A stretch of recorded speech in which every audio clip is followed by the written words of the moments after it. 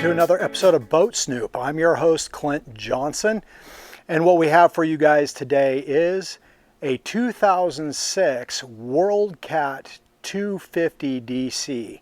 And I'm going to take you around this trailer real quick. This boat does not come with this trailer. She just came back from the mechanics, had some work done. But I wanted to take the opportunity to walk you around this boat. If you notice that isinglass, that old isinglass on the side, after this video is shot, the seller's actually taken that off. That's just old, worn out isinglass.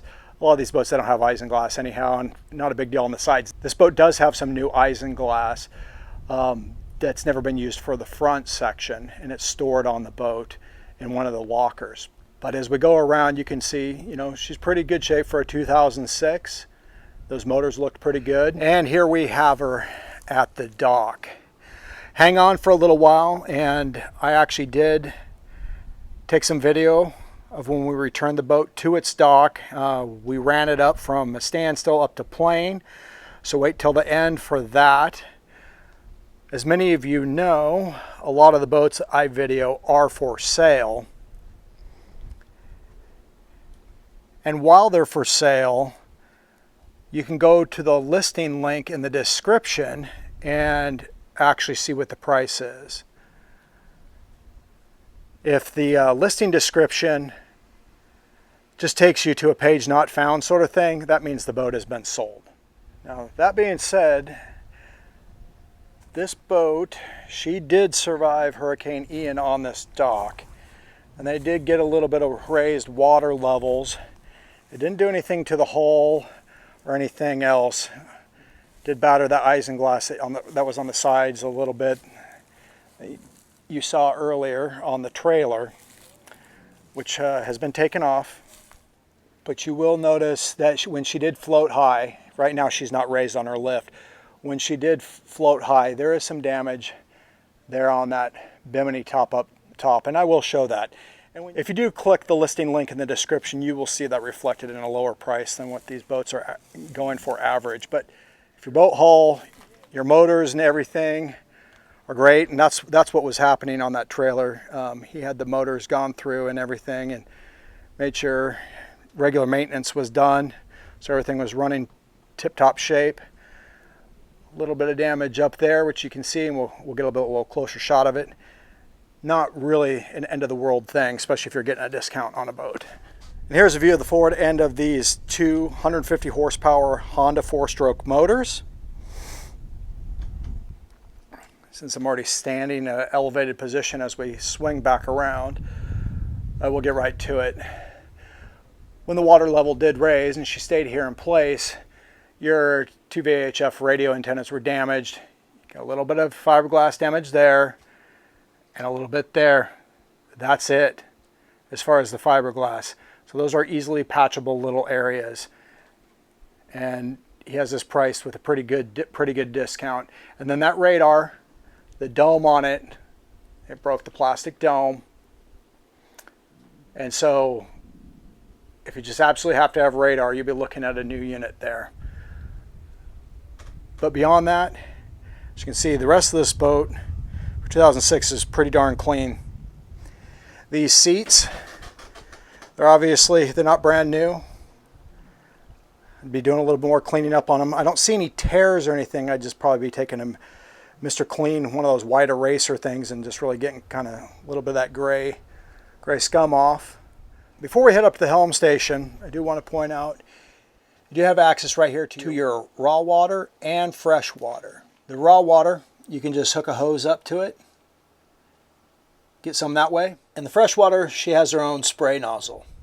Looks pretty good. Coming up to the helm station, when we take the boat out, I will show that Lowrance fish finder depth meter, it does work. He does not have a chart plotter here. He's, you know, using it for coastal stuff. He knows where he's at, uses his phone, but that was the radar. If you want radar, you're going to be replacing it. That's an older unit. So that's just all kind of part of that radar replacement I was talking about. He said the VHF should work, but you're going to need those couple of antennas I mentioned earlier. We have an additional seat over here. And then this door here is a door. It actually swings open, and we do have an onboard head. And here with the Door swung open. You can see actually have quite a bit of leg room and room in there. And actually that's where the boat's stereo system, to be honest, I don't know if that works or not, but it looks like it's pretty well protected in there. That's where the boat's stereo system is.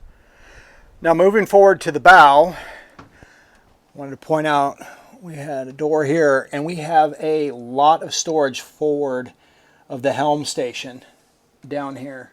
You can see all those rod holders there, and it's big and long where you could store a lot of rods here. You can see that old broken radar dome as well. But there's the little clip-ins, clip all those rods, so you could store quite a few rods. Looks like about 1, 2, 3, 4, 5, 6, 7, maybe 8. And as we move up to the bow, we have a large seating area. You could probably see easily 1, 2, 3, 4, 5 people here. Desperry's missing his cushions. I believe the wind from Hurricane Ian did get those, because I do see the snaps. But these 3 lockers provide a massive amount of storage. You can see how deep that is here. And over here on the forward one in those bags is the new forward isinglass. You can be out in some really heavy choppy seas. He says it's brand new forward isinglass. And then that one door that we accessed where we saw that radar dome, you can see you have access here to get your poles out this way, because it'd be a lot harder to get it out that other door. So you could get your poles out, bring them right out here. And then finally, we have access to the chain locker on both sides. See that our chain with our rode is being stored on this side, but you can probably store a lot more. You have storage as well. You have a nice electric windlass and just a basic anchor.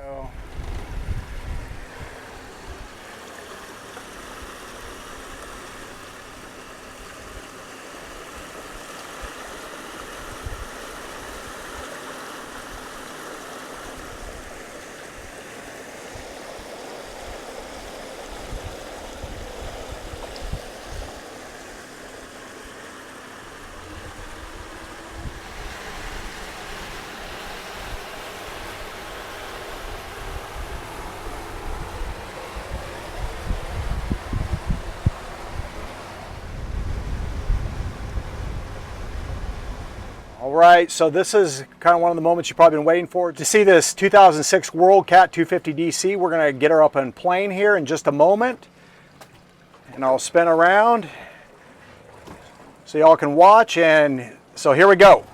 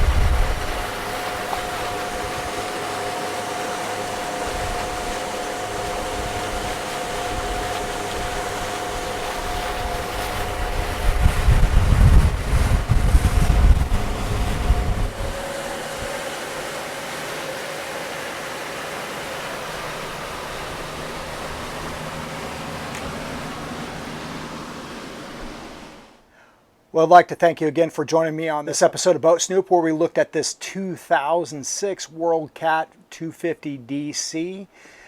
If you like this video, make sure to hit that thumbs up button. If you'd like to see more videos in the future, Make sure to hit that subscribe button. I do a whole ton of different videos.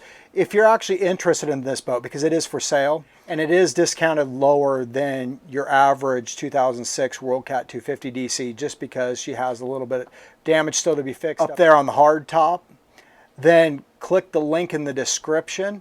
And once again, if you're looking at this a few years from now, you might click that link in the description and it takes you to nowhere, a dead page, and that's because she's sold, if that's the case.